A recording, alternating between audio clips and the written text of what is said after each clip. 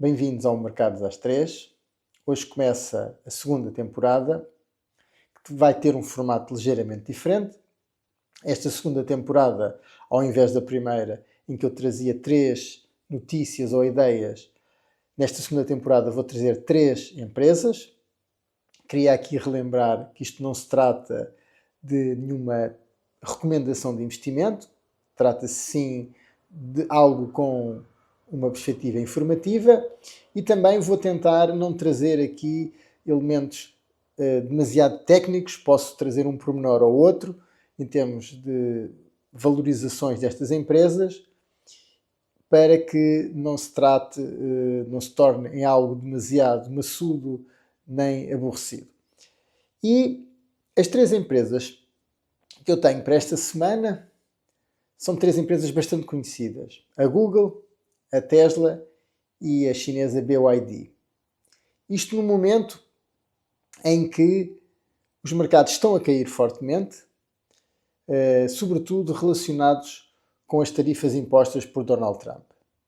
E curiosamente, esse tema das tarifas até está especialmente relacionado com a BYD. Mas começando aqui pela Google, as 7 magníficas dos Estados Unidos, sendo a Google uma delas, tiveram uma forte descida.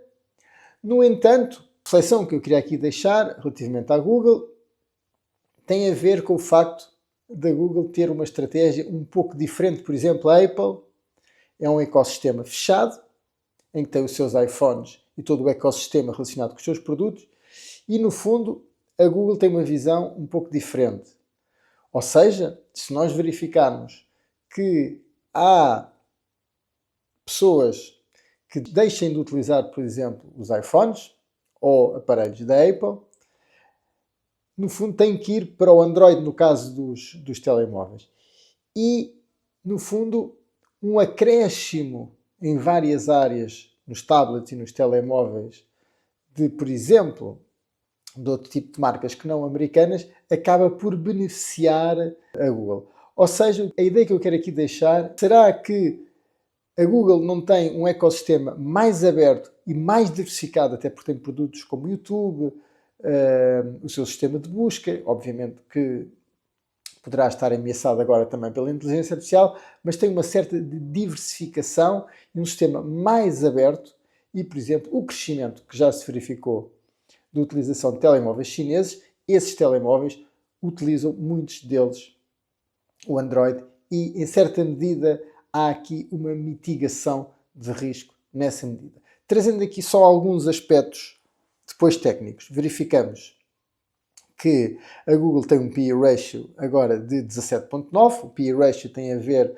com o preço versus os earnings, tem um price to sales, preço versus as vendas de 5.1 e um price to book de 5.5, portanto o preço versus os ativos que a empresa tem. E o que nós verificamos é que dentro destas empresas, das chamadas 7 magníficas, as empresas de topo dos Estados Unidos, a Google apresenta, portanto, melhores métricas em praticamente todos, com exceção do price to sales da Amazon, que é uma empresa que vende um número enorme de mercadorias, mas que depois nas outras métricas, obviamente, devido à sua natureza, apresenta resultados diferentes. E, portanto, verificamos que, do ponto de vista fundamental, esta empresa que apresenta um lucro muito elevado, apresenta métricas que são atrativas e, obviamente, que aqui a minha visão não é tanto fazer nenhum tipo de recomendação, como eu referi no início, mas é chamar a atenção para alguns pormenores relativamente às empresas e às diferenças, neste caso, que eu vejo ou que eu identifico como possíveis entre a Google e outras empresas tecnológicas de topo nos Estados Unidos. Passamos então agora para a segunda empresa, que eu vou fazer aqui uma reflexão, é mais uma reflexão do que uma análise simultânea entre a Tesla e a BYD, e verificamos que estas duas empresas têm tido recentemente uma trajetória muito diferente, por motivos também muito diferentes.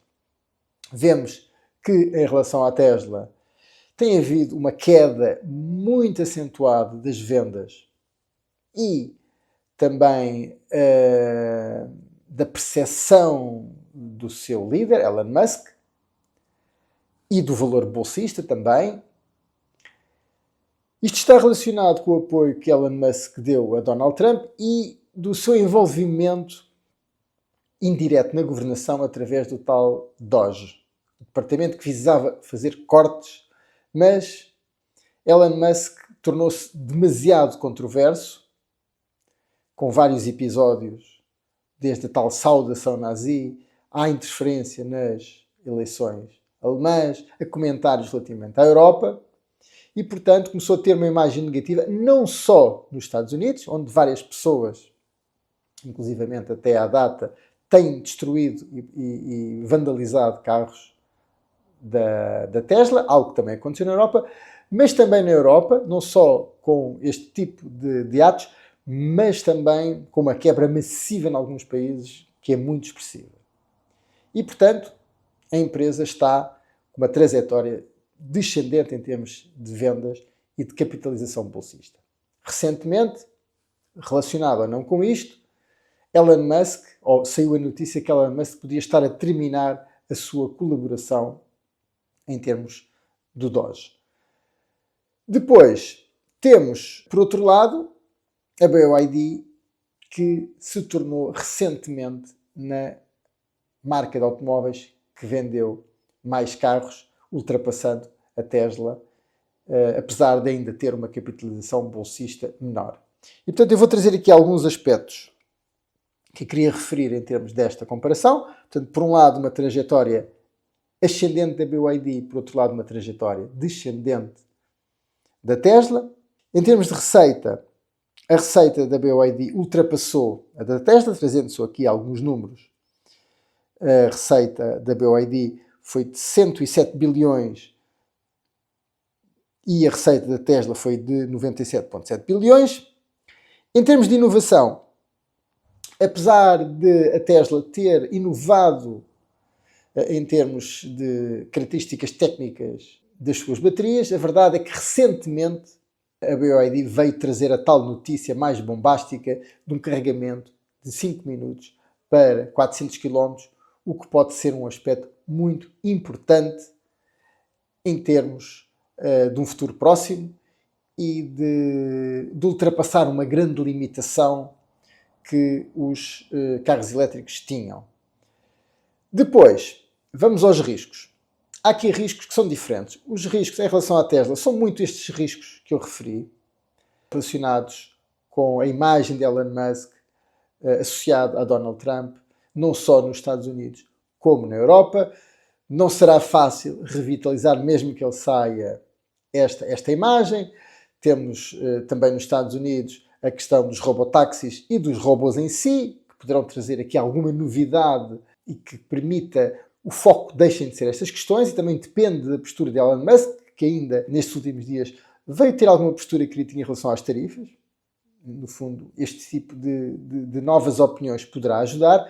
E em relação à BYD, temos aqui algo que está em cima da mesa, que são as tarifas. E é óbvio que as tarifas podem ter um impacto significativo em relação ao desempenho da empresa, se bem que a empresa tem vindo a diversificar noutros tipos de mercados, por exemplo, o mercado brasileiro e até na Europa, onde cada vez mais nas nossas ruas, em Lisboa, estive também este fim de semana no Porto, e vê-se muito mais BYD, portanto, percebe-se que esta marca está a crescer. E, portanto, foram estas as três empresas que eu quis aqui trazer, não trazendo demasiados aspectos técnicos, e repito, não se trata de nenhuma recomendação de investimento, apenas para efeitos de reflexão e efeitos informativos, e despeço-me até à próxima semana.